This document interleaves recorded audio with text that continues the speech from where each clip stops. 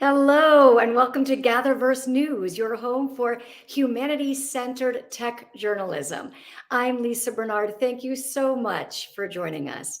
Today, I will speak with futurist Ian Beacraft about whether AI will take our jobs, whether it will lead to widespread cheating in the classroom, and whether it will create fake relationships with bots and non-human entities. We will also present our pioneer profile. Every Wednesday, we will bring you in-depth look at an influential leader in Web3 who also considers the human consequences of technology on society. Today's show is brought to you by WeSpark, a BIPOC and women-led positive impact creative agency that designs brands, campaigns, and content. And in a moment, we will get to our pioneer profile with Walter Mcmath. Walter is a lawyer who is considering how law can help keep us safe, protect our safety and privacy in the metaverse. And he also will consider what virtual reality and emerging tech can do in the courtroom. He imagines a time when jurors can be transported to a crime scene using VR headsets.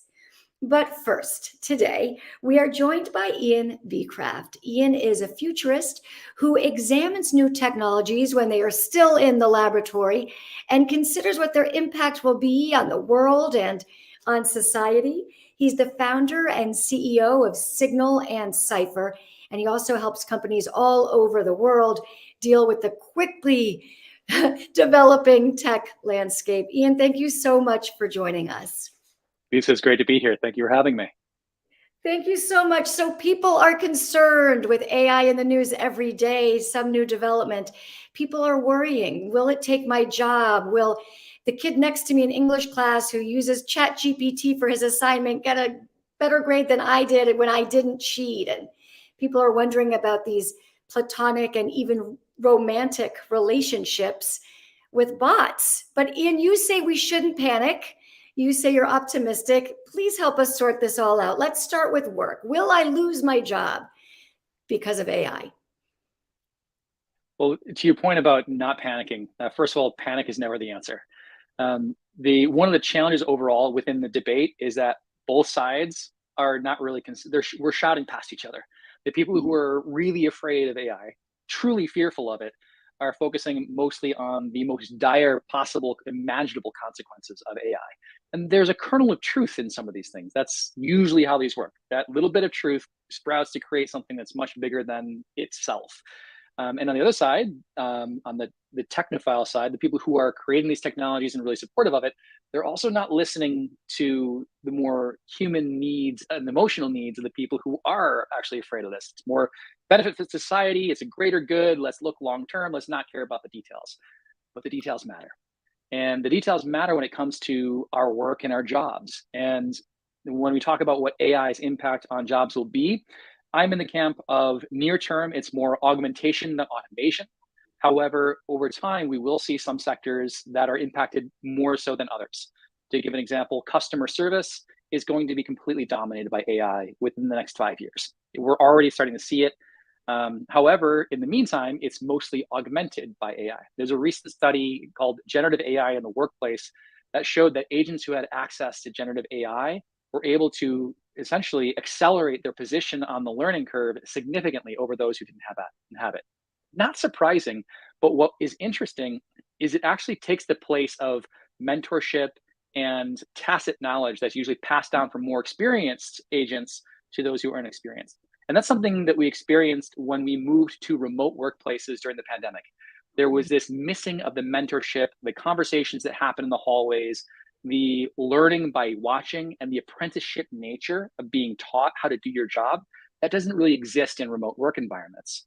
But what AI is doing is it's helping codify and provide a lot of that tacit knowledge that is passed down oftentimes from managers, more experienced agents within a business, to people who are brand new to it. So it gives them that leg up, replaces a problem that was created by one of the more predominant shifts within our culture in the last couple of years. So it's a give and a take. It's never binary. It's never one or the other. And presumably it could help create jobs because there will be new applications and new uses for people who can learn to use it, correct? Absolutely. I mean, we've seen this as a traditional development of the cycles of disruption and evolution of technology. Everything from electricity moving us from steam power to assembly line fashion. We had factory workers that grew an entire middle class, which then created suburbia, which created the automobile, or the automobile created suburbia, which created new industries. So we can create a straight line from things like electricity to the ski industry. That's if you take hops from one to the next, those are things that you could not have imagined when you're working with Thomas Edison to create a factory that generates electricity for a nearby neighborhood. Getting that to a new tourist industry in the Dolomites is something you're not thinking of at that point in time. You can't possibly say that's what's going to create this.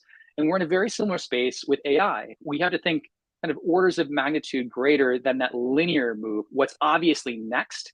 But that's also part of where that fear and optimism comes in. The fear is, I can only see this going one way. If it's augmenting and automating more and more of my job, the only natural way to look at this is it's going to automate all of my job and then I'm out. I'm done. I'm no longer useful. And what I think is going to happen is we're actually going to be moving more to a generalist style operating model. And I call this the era of the creative generalist. What AI does is essentially makes it possible for anyone to work proficiently and competently in spaces and skill sets that are not really their domain. So I may be a strategist, but I actually need to operate more as a lawyer for a short bit of time to create my contracts, to understand what I'm signing in terms of contracts I might be dealing with, to understand what's legal within my space. Or for a while, I might actually have to be an artist and create the artwork for my posts and for my content and maybe even some video. All those things I can do competently with those skill sets that AI is helping with. Now, that also creates fear of those skills going away. When you have this across the board and it's impacting every single sector of knowledge work and creative work, it doesn't take away a whole field or a role. What it does is it puts everyone again on that same playing field. Now, it's raised the bar for both mediocrity as well as those who are going to be excellent. So we're going to get a lot more mediocre content, which is what some people are focusing on. But for those who truly invest, the work that they can do is exponentially greater, higher volume, and more effective and more efficient. So you can work across boundaries you never could have before. You'll be able to do more work, but you'll also be able to bring more of yourself to your work. So if you have interests in things like photography or architecture or art and design, but you've never been able to monetize that or bring that into the work that you do, AI enables you to do precisely that. So while we are becoming more like machines in our typical workplace, the machines are becoming more human-like in terms of the capabilities. That can actually be used to your advantage to bring your whole self to your work in a more positive and productive way. Okay, I see the optimism. I hear you. I hear you on that. Let's switch gears to education. And when ChatGPT came out towards the end of the year, I had teenagers who were super excited to use it to write English papers. And then, of course, the teacher said, we will be able to catch you if you write it for your English paper. Also, college essays for applications. Where do you see this all shaking out? And how's education going to change because of this AI that can write beautiful English papers for a student? Absolutely. It's a change that many of us kind of saw coming for a while, and there have been whole industries built around this. Chegg is feeling the sting right now from ChatGPT, but that's also an industry that was accused of helping students cheat on tests, exams, papers, etc. Students are always going to look for a way to kind of work this system. And I have a very controversial perspective on this, and I say go for it. For a specific reason. The education system has not changed for a very, very long time. And the goals are noble. The goals are to teach us to think critically, to prepare us for the real world when we step out so that we become functioning and productive citizens within society. The problem is the model that we have doesn't check a single one of those boxes now because the game has changed so much, forcing students to say, we're going to teach you how to write an essay when the world will no longer require that. It's kind of like saying, well, we don't force you to write in cursive anymore. Right. That was a skill that we all learn, and for many people, Some people remember when they were forced to, still in senior high school, to write in cursive because it was something you needed to have. And we hold on to these very tight because these are the way things ought to be. Education moves slowly for a reason, for a good reason. We don't want to be playing games with the way our children learn on a regular basis so that they don't have a semblance of consistency. The challenge is they're entering a world which is changing on a dime. And students realize this. So natively and naturally, they're going to go and find ways to work within the new system that they're inheriting. And for right now, that looks like cheating and finding ways to use these tools in these systems. Over time, these systems are going to become commonplace and accepted. We're already seeing certain professors saying, use ChatGPT in my class. I expect you to be using it, but here are the things I'm going to expect of you. And if we go back to first principles, what are we actually trying to do with our students? That's how we re-engineer the education system, acknowledging the new tools that we have at our disposal. So what are we trying to do? We're not trying to teach people how to create the perfect 5-page English paper. That's useless when you actually leave college. What's useful about that is the critical reasoning that you learn by doing that process, Right. by actually spending the time researching it, getting intimately familiar with it. And the fear, which is well-founded, is that we're not going to do any of that. We're going to let AI do the work, and then we're all going to go play video games while that happens. There are going to be some people who do that. There's always going to be people who game the system and don't care. We can't fix that. But what we can do is for the people who are going to invest, give them a system and a requirement that helps them excel and build the skills for tomorrow. So for example, where English papers might go is help me understand your reasoning skills. As a teacher, I could actually be able to see what your ChatGPT prompts are. So I'm giving you an assignment, and I'm going to ask you to interact with ChatGPT agent as if it was the author of Wuthering Heights or a character in a specific novel. Have a conversation with that character. Show me how you understand the dynamic of that character with other characters in the novel and how that changed over time. Ask them questions about what it felt like to be in this specific situation, and then expound upon that. Build a relationship with this person, and then tell me what this means to your life. What does it mean to the stories that we tell ourselves about society? And those are the things you can start to say, I see the questions you're asking. I see the avenues you're going down. I see the hypotheses that you're testing with this character and the conclusions that you're coming to. That's what a paper is all about. But now we're changing the interface and we're changing the interaction. And this is something that is, at the fact that it's recorded already, we can plug into an interface that teachers can look at and even see this in real time while they're in a classroom, while they're at home. All this stuff is possible. So I think that students in education are going to try to change rapidly, but it can be for the better. It doesn't have to be for the better. It can actually be for the worse if we force systems that don't belong. But I personally believe that this can be really tailored for students in ways they weren't before. Amazing. Well, thank you. I appreciate that. I see where the thought process is going. And yeah, it is certainly more interesting way of learning. Let's switch to relationships quickly. And if you would explain to me this idea of a synthetic human and the uneasiness that many of us feel when we think about having a relationship, platonic or romantic, with a synthetic human. You say that's okay? Okay is a matter of opinion. I think it's already happening is the case. So a synthetic human is essentially it is a human-like form that's really ones and zeros. It is generated by generative AI, so it's synthetic media.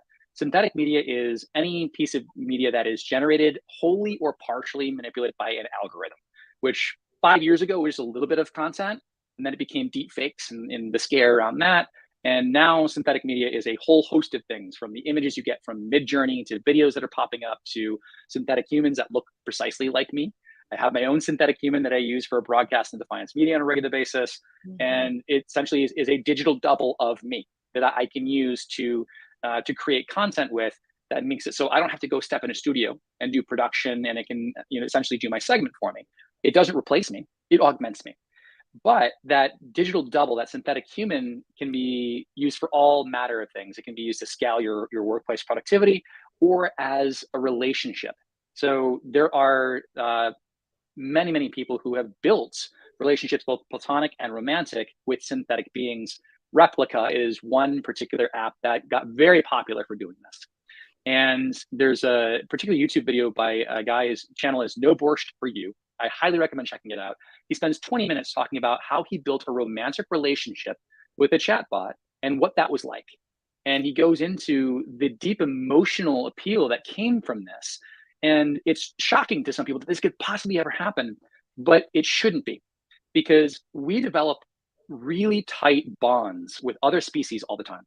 Our pets are incredibly important to us. They are like family. And some people, they're the baby, the kid in the family. When it comes to characters in a novel or a movie, have you ever had that really tense feeling when something bad happened to a character you cared about in a book? Or in a movie, have you ever shouted at the screen when you're like, whatever was happening, like you just don't believe it? That's because you build a bond with that character. And what's to say, why can't we have those bonds with artificial beings that are designed to elicit emotional responses from us? Now, where there's some tension is that idea of eliciting an emotional response from a human being from something that's digital. We've had some really dark lessons Mhm. from that type of an interaction in the past. Cambridge Analytica, disinformation, like there are horrible ways to take this technology. However, when it comes to relationships, there's a foregone conclusion that people are going to build them. They already are, and it's going to happen at scale. Well, thank you for that explanation. And thank you for all your wisdom and your looks into the future for us. I really, really appreciate it, Ian. Thank you so much for joining me today. Thank you for having me, Lisa. It was a pleasure. Thank you so much. And now we are going to shift to our pioneer profile. Today, we introduce you to Walter Mcmath. Walter is a lawyer who talks to us about safety and privacy in the metaverse and in Web3 and ways that he feels the law needs to catch up. And he also talks about how VR and AR could help in the courtroom when he's presenting an argument towards the judge or when he can take jurors to a crime scene using virtual reality to take a closer look at the evidence. Here's Walter.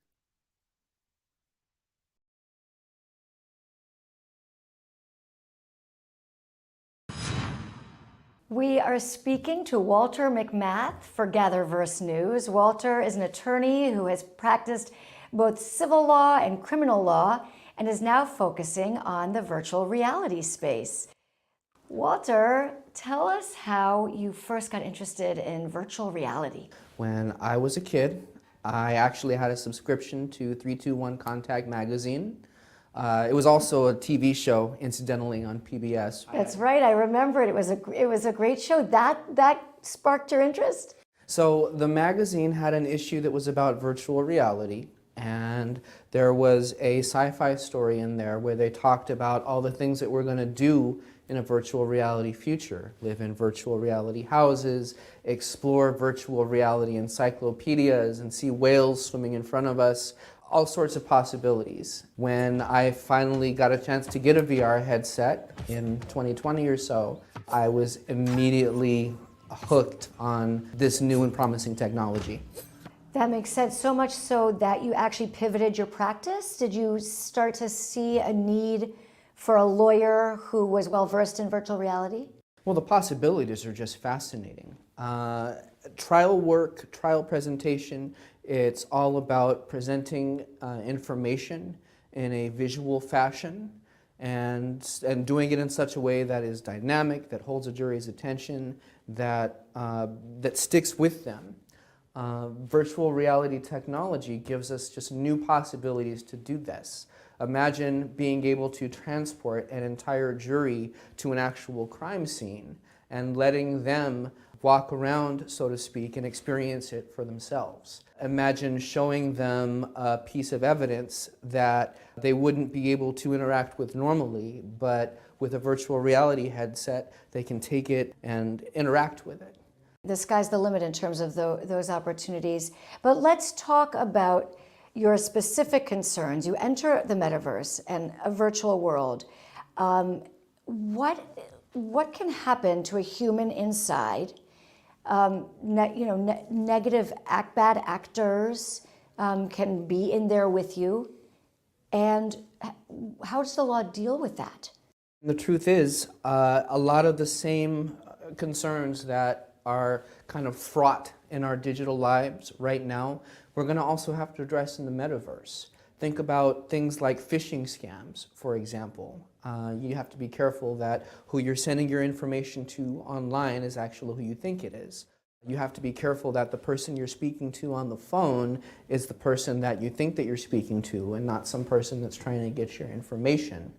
In the metaverse, the same issues are going to exist, and they're going to be exacerbated because you could be talking to a very realistic representation of a very real person, and it could feel very real to you, but that could very easily be some person impersonating somebody else, or maybe just wearing their avatar, trying to get something from you. And in terms of danger, actual danger, you have spoken about flashing lights inside the metaverse that can cause a seizure.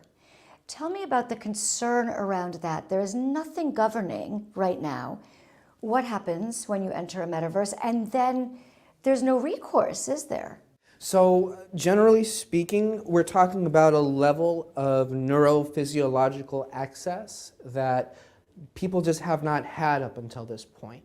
And so we're going to have to be a lot more careful about what you're able to do with that. Maybe you're showing someone flashing lights that causes them to have a neurological reaction. Maybe you're doing something more subtle, like showing them subliminal messages that encourage them to buy your product. Well, there might be a problem with that too. We're talking about a pair of high-tech goggles that we're wearing over our faces these days, and that's just going to create new situations that sooner or later the law is going to have to get involved in.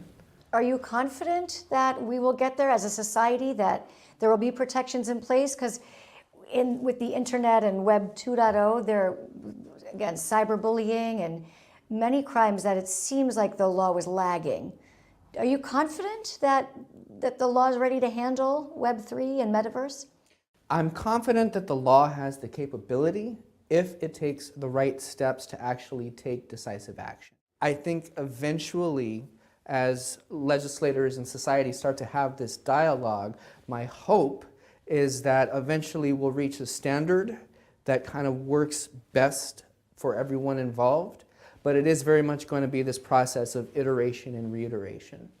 Well, there is a lot of work to do, a lot of work for you, specifically in your practice. Thank you so much for speaking with us for the GatherVerse today. Thank you so much for having me.